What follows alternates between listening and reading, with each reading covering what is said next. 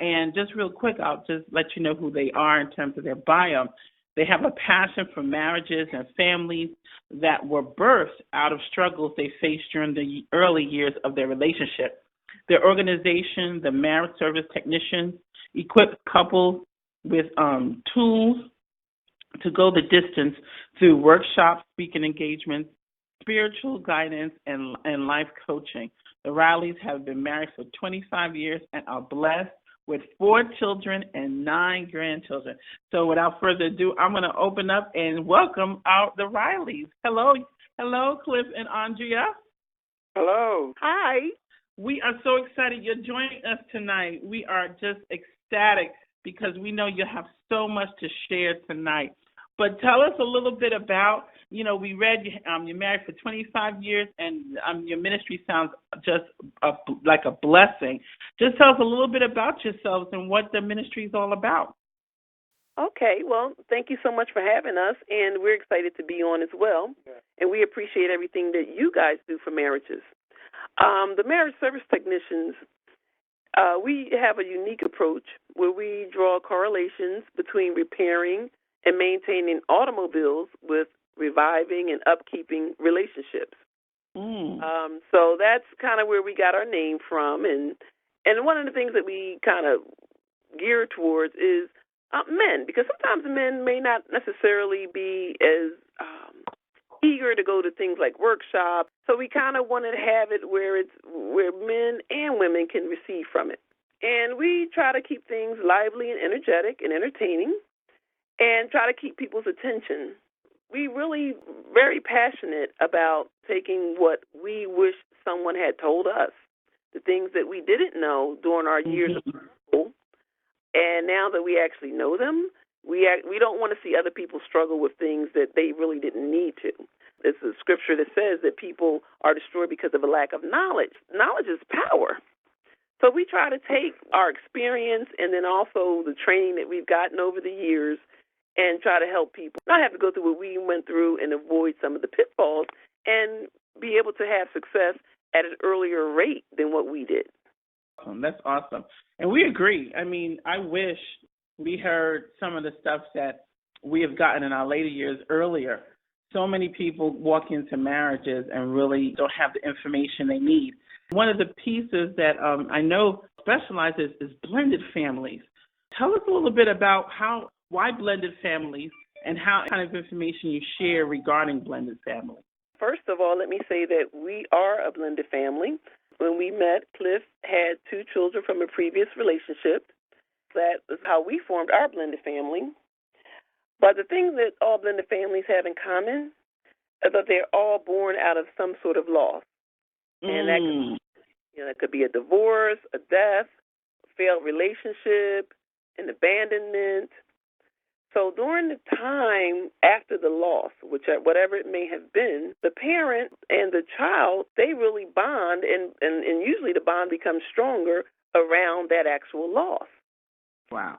What happens in a blended family, the parent and the child actually have a strong bond prior to the marriage bond, as opposed to we'll call it a nuclear or traditional family when the husband and wife come together and form a bond first, and then when the children come, they understand that the bond was already there before they came into existence.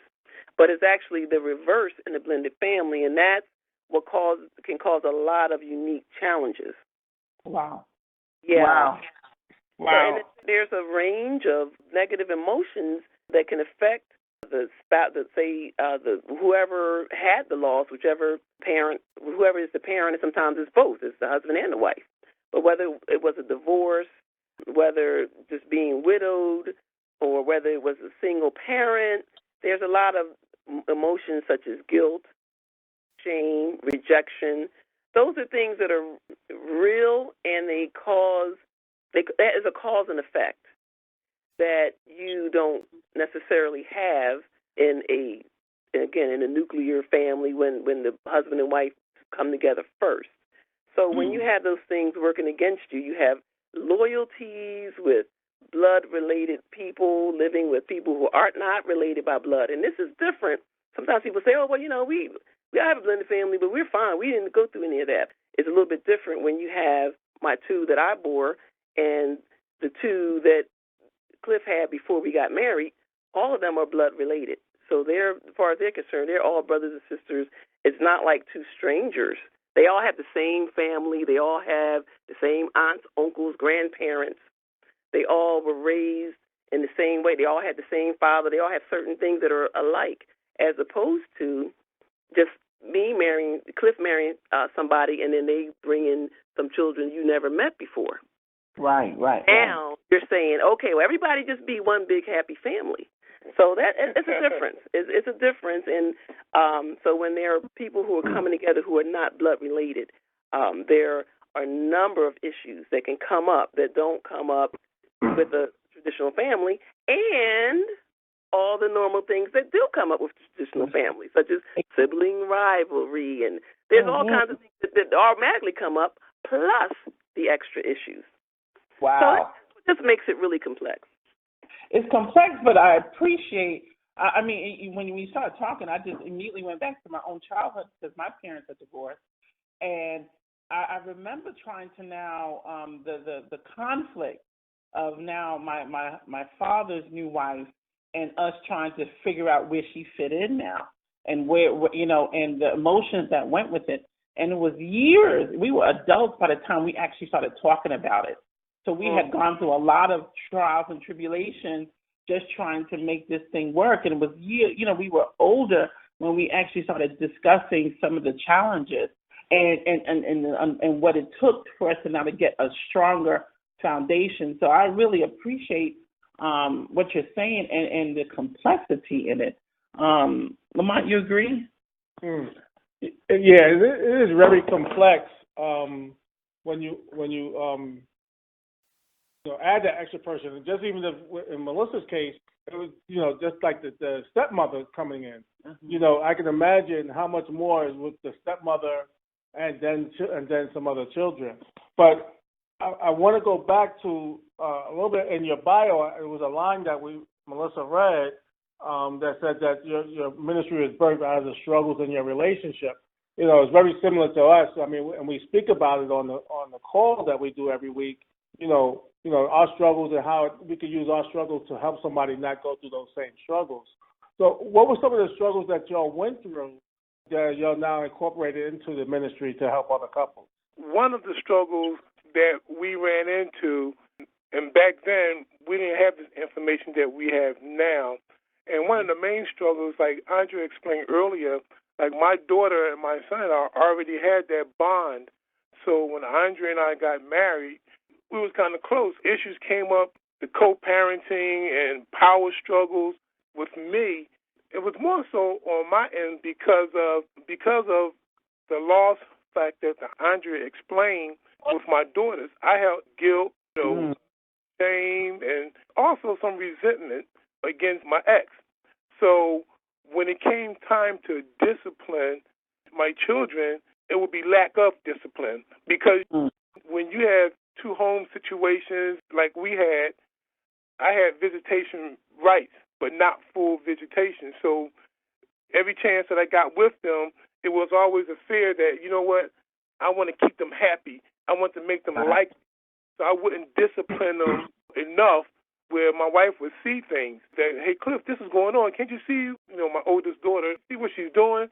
But because I didn't have that much time to spend with them, I only had like a weekend, maybe like a day and a half, so I would not discipline. So a lot of things would go unchecked, and then would cause conflict with Andrea and I in a home.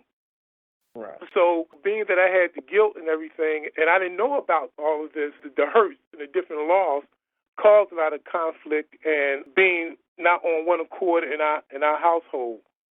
Mm-hmm. Right.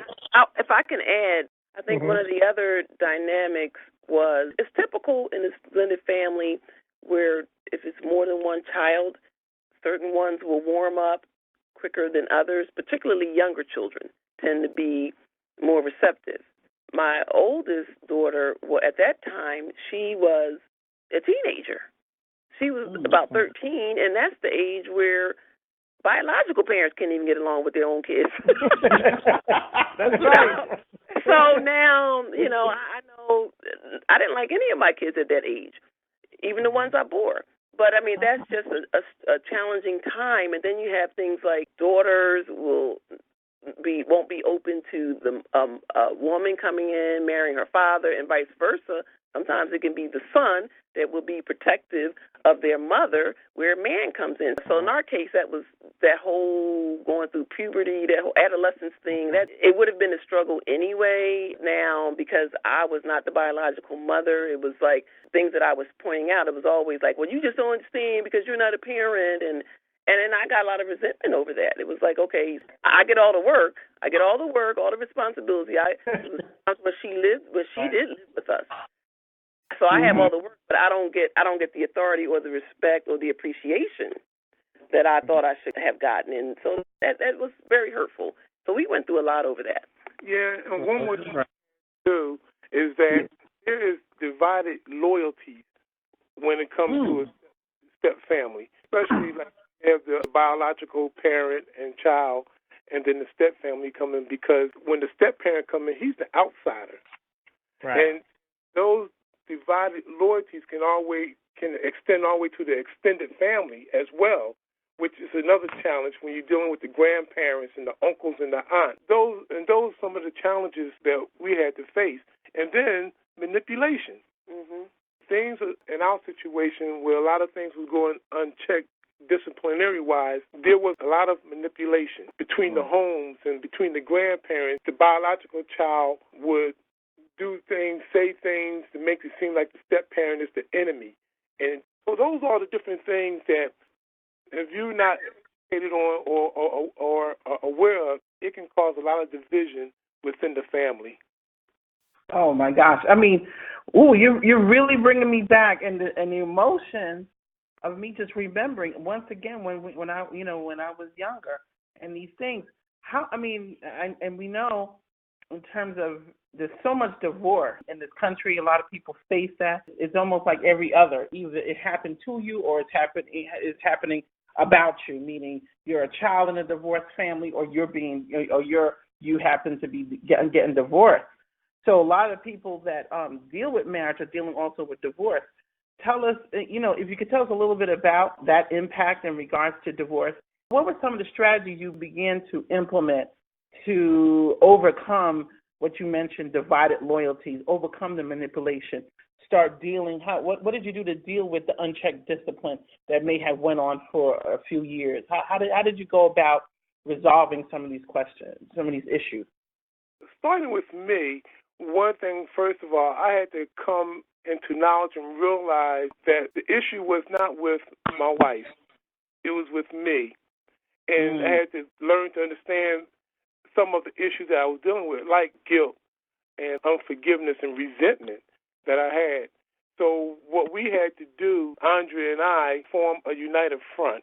We had to come together and start communicating and start being on one accord, which allowed me to see the things that she was showing me. And then one of the questions that came to me, wait a minute, this is my wife. She loves me. And I knew that she wouldn't do anything to harm me or to hurt me.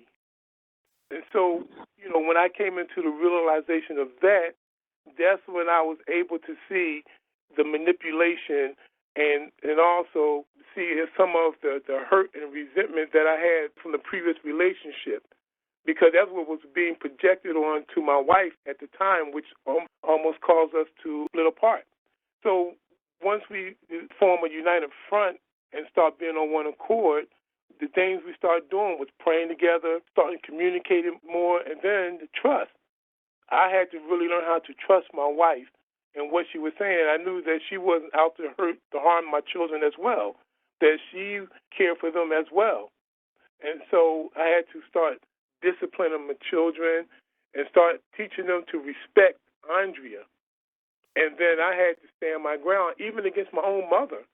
I had to put my mother in a place like, hell, Mom, this is my wife. Because my daughter would go and say things about my wife. My mother would come and say things about me with my wife not being present. So establishing that united front, I had to let my mother know, well, this is my wife. You cannot say that about her while she's not here, and we're going to be married. my daughters, all my children, they're going to get old, move out the house, and all I have left is my wife. Right. So understanding those aspects, that's where we had to really unite and become stronger together, and that took by praying together, communicating, and trusting one another. Oh, and if I can add, one thing that I learned as the one who did not have children at that time, I got a really wise piece of advice when I was on my way basically trying to decide if I was going to stay married or not. And my pastor gave me a really good piece of advice. So at the time, I did not understand the role of a step-parent in the discipline. So I'm the woman of the house. I'm trying to keep things in order. I'm trying to make sure the chores get done, make sure everything gets handled, homework, and the house is running right. And so then every time something wasn't done correctly, or if she was in high school at the time, if she didn't come home from school, or different things would happen. I was always the one checking to make sure. We didn't have cell phones back in those days. So I was the one always checking in to see if she got in. And then so whenever things went wrong, I would always be the one to take it to Cliff. From his perspective, it began to feel like I was nagging. Mm-hmm. So now my pastor didn't talk about blended families and all that. He said put the two of them, my daughter and my husband, into the pressure cooker, close the lid, and then just walk away. So he said, just get out the middle. I stopped checking to see if her homework was done, checking to see if she got home, checking to see if her chores were done. I got out the middle, and I began to allow him to do it. So that gave me peace, because it wasn't like I had to hold everything together. I'm like, oh, that's not my responsibility. I don't have to hold everything together. I gave it over to him. I moved out the way, and then within a couple of days, he was coming to me. You know what she did? He got a chance to be that role, that disciplinarian, rather than me stepping in, because it needs to be a gradual turning over of the disciplinary. In the beginning, it really is supposed to be, and this is what we teach in our workshops, it really should start with the biological parent. And then even if they lay down the laws, the step-parent comes and it reinforces it. They're not the ones administering it, setting it up, the judge and the jury. They're not that person, and we didn't understand that then. So they need to take the lead. And then as trust is developed, as the relationships are developed, then it can gradually be the transference of power. You transfer your power when you leave your home, say, to a babysitter. Your child knows it's not the babysitter's authority, but because the parent said, listen to the babysitter, you delegated some of that. And that's the way it needs to start. And we did not start that way because we did not understand. Wow. That was powerful. That was real powerful, because I love the piece that you talked about in terms of first acknowledging the issues, Cliff, when you mentioned dealing with yourself in terms of the guilt, in terms of the unforgiveness, in terms of the resentment. And then the both of you creating a united front. But what really kind of got me real good was that word, pressure cooker. Let them deal with it. Start off with the biological parent dealing with the issues, and then gradually, as the relationship develops, then the other person can come in and be that. And that's exactly, I remember that's what happened with my stepmom. And and you're right, at first they weren't doing that, but as time went on, then I started building my own relationship with her. Now she was in a position to tell me anything after a few years. But that's so powerful in terms of starting like that. We talked about earlier the whole divorce rate, and we know that the divorce rate is even higher with remarriage. So y'all are in a remarriage. It's about 40% with just people that are married the first time. I believe it's almost 60% when people remarry. So these are the issues that people are dealing with remarriage. This issue with blended family. I have my life, you have your life, you kind of mush them together. Tell us some other things. You mentioned some of the tips. Tell us some more of those things couples can do before they enter into a blended situation. First of all, before a couple even consider entering a blended family, they should count the cost, do their homework, research, attend workshops, prepare them for the step family dynamics and complexities, read and talk to other couples that successful couples. And even, That's right. Talk to the right people. you look at that and you say, wow, am I prepared or ready to go through that as well? And like I said, attend the workshops, the ones that we host, because not only we educate and inform people that's already in the blended family or step family situation, but people who are contemplating on getting married or entering into a step family situation, they can get information ahead of time, because one of the things that they have on their side is they don't have to rush into marriage, especially if they're coming out of a divorce. They need to make sure they are healed from that relationship, and then if they have children, they also have to give the children time to adjust. So you don't have to rush into a step family. So you have time on your side. That's the first thing we would recommend them to do, to take their time, because that's one of the mistakes that Andrea and I don't know if I want to call it a mistake. I would call it a mistake. But I call it a mistake. But it's just that we didn't know. My wife started out in the beginning of the phone call was that in the word it says, my people are destroyed because of lack of knowledge. And, back this kind of what we teaching now, this type of knowledge and information wasn't available then. And let me jump in real quick, and you mentioned about the healing from the bad relationship. How and Andrea, I guess you could answer this. How did you realize that your husband was not healed from his relationship before you got? Did you realize that? And when you did, what did you do to kind of help him heal? Because I think so many people, like you said, Cliff, jump into new relationships before they're healed. So now they have the pain from the past relationship. Now they create more pain in the new relationship, and now you got all kinds of forgiveness that needs to take place and healing, and then it creates even bigger problems. From your perspective, what did you do? Like, number one, how did it feel, and then what did you do to get the healing going? Okay, well, to answer your initial question, the way I realized it was because we would go through a situation where I could say anything to Cliff. It could be, and he's generally a very mild-mannered, very just a gentle person, generally. But I could say anything like, the water is burning out of that pot. We better make sure. Can you turn that off? Or, the tire's getting low. It could be anything, and he would get all offended and upset and start he would take it like I was attacking him. And sometimes now I did have to come. Initially, I would come to him with a lot of things about our daughter was doing this, doing that. So those things I could understand. But when I would just come and just say any little thing, and he would be all touchy. And then one day, we had a situation where we were on our way to church. We were dressed, and I said one thing to him. He had not been driving the car because he had been away on a job. He had not been there in a week. And I just said, we have a slow leak because every couple of days I've had to put some more air in the tire, just like that, on our way to church. And he started barking at me, and I began crying. And I'm not a crier. I'm really, if I cry, you know something is really wrong. I could not stop crying. I went to church. I cried the whole service. Left church, cried the whole night.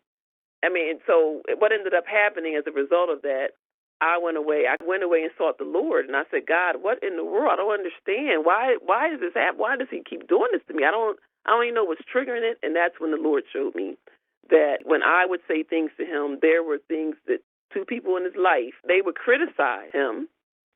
And he had never really healed from that. So when I would say things, it felt like criticism to him, even when it wasn't. So really, it took God to show me.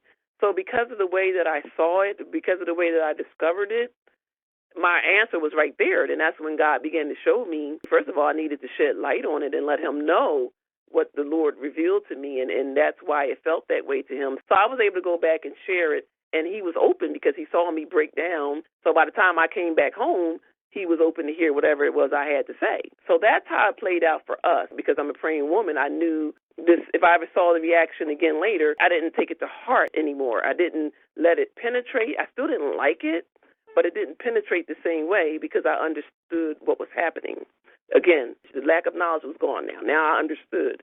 So prayer, giving it to God. Yeah, and to piggyback on what my wife just explained, what I called them, they were like triggers. Certain things that she would say that at the time my kid's mother or ex would say, or even things like my mother would say.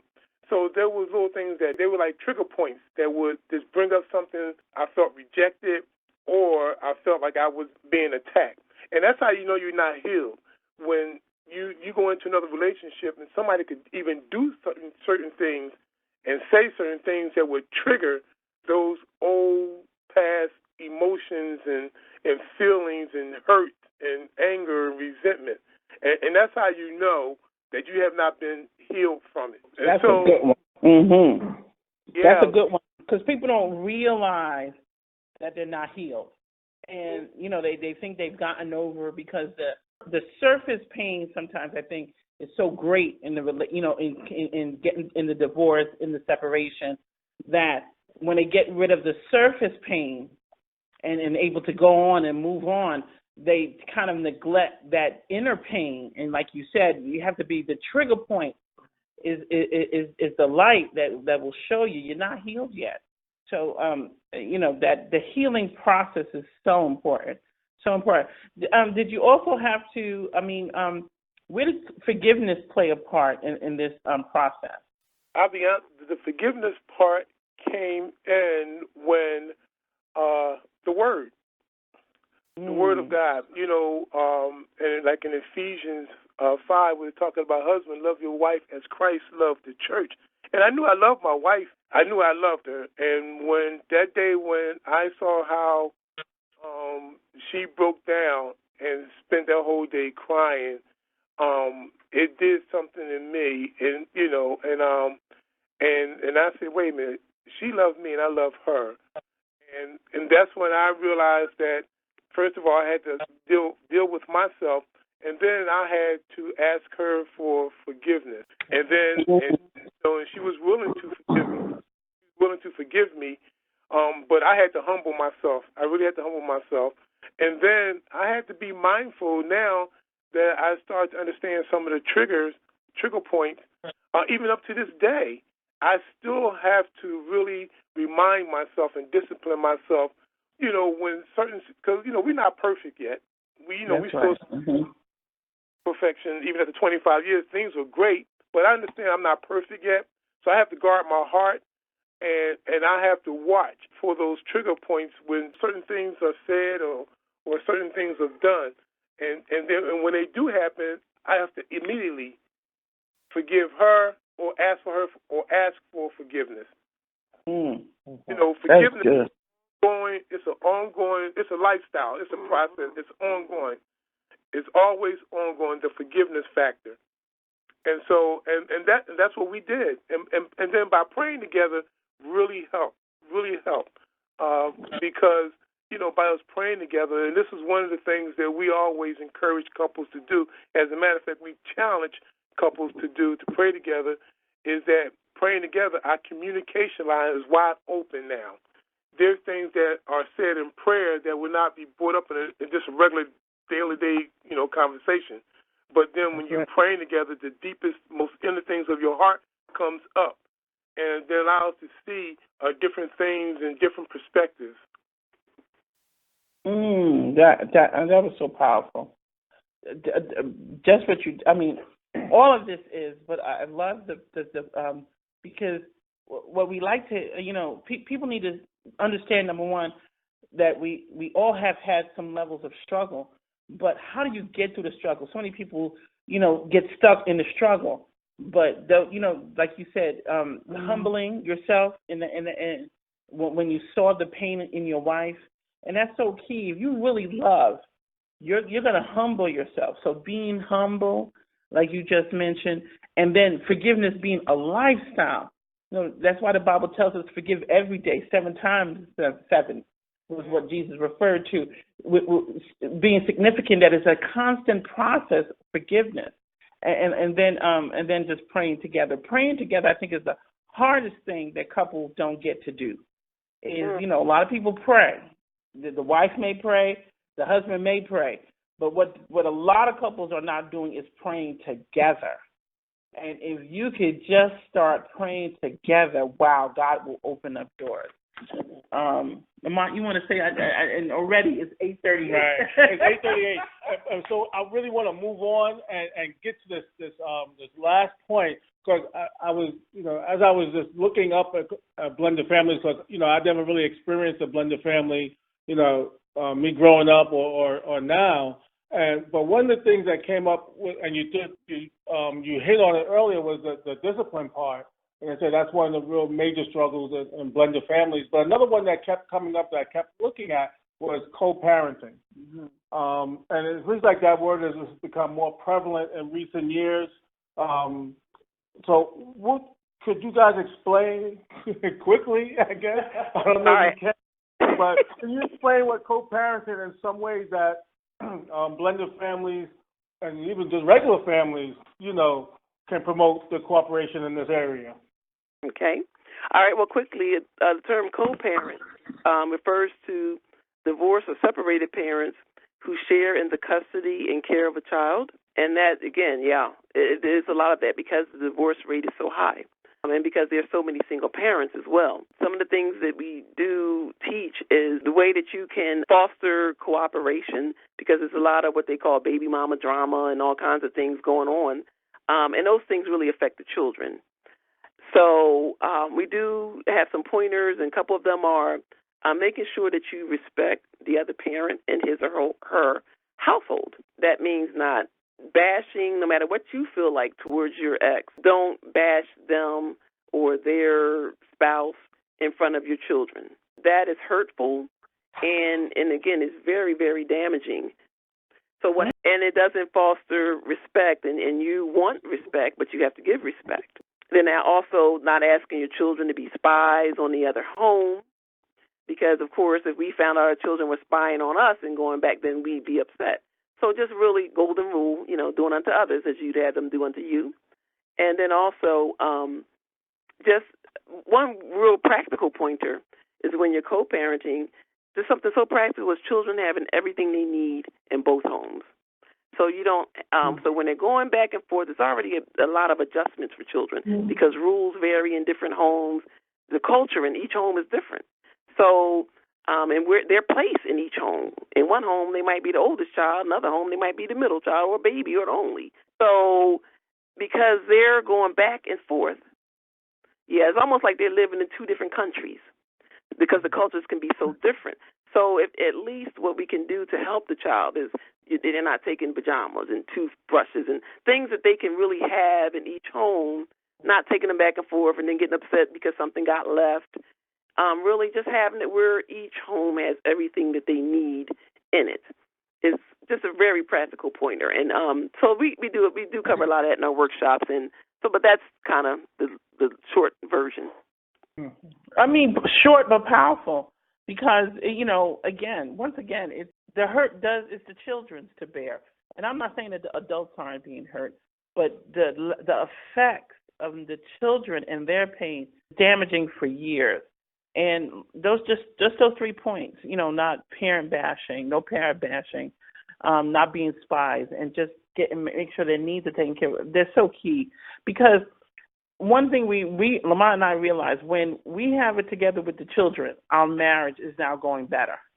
And if you deal with your children issues, the marriage then benefits from that, because now that the pressure of the children can bring when they're upset now doesn't affect the relationship. So I love that. I love what you did. But it's almost 8:45. Lamont, tell us, because for those that this may have rang true for you, and I know for me it immediately did. But y'all are doing a workshop this weekend, right? Tell us, Lamont, first Lamont is going to give them the information, then tell us a little about the workshop after he shares that. Right, and both Cliff and Andrea alluded to the workshops that they do as they was talking tonight, but they're having a dynamic workshop this Saturday. It's in Cherry Hill, New Jersey, at the Beneficial Bank. I think the title of the workshop is called The Unique Blend, and I really get it because if you heard from the beginning of the show, they use the correlation between repairing automobiles with the relationship. So, I know when I go give my oil change, they ask me if I want a synthetic blend on my, on my oil, or if I want regular oil, or if I want the blended oil. So, go get your oil change from them this weekend. If you're in the Cherry Hill area, it's from 9:30 a.m. to 12:30 p.m. It's only 3 hours, so there's a short time to invest in your marriage, and I'm sure you'll be totally blessed by going to them. It's going to be at a place, I believe it's called the Beneficial Bank, and that's on, like I said, it's in Cherry Hill, New Jersey. And for more information on that, you can go to their website. It's marriageservicetechnicians.com, and or you can give them a call at 609-326-3329. They're going to give you some really fun, some interactive, and some information that will help you as you go into this blended family. All right. Thank you so much, Ministers Cliff and Andrea. Y'all were amazing. Closing thoughts. Do you have any closing thoughts for the group? Just know that if you are in a blended family situation, and if you realize that, okay, the struggle is real, we can say in hindsight, with God, all things are possible. So no matter what you might have gone through, no matter where you are, no matter what hurts you've experienced, God is a healer. He can bring your family together. He can just restore those years. So just trust him. That's great. Cliff, any words? Ditto. Ditto. Thank y'all again. Y'all were awesome. Y'all were really awesome. And I just appreciate just the time just to join us tonight and just to share wisdom, absolute wisdom with the people so that they could hear what God has for them. Thank you. Good night, everyone.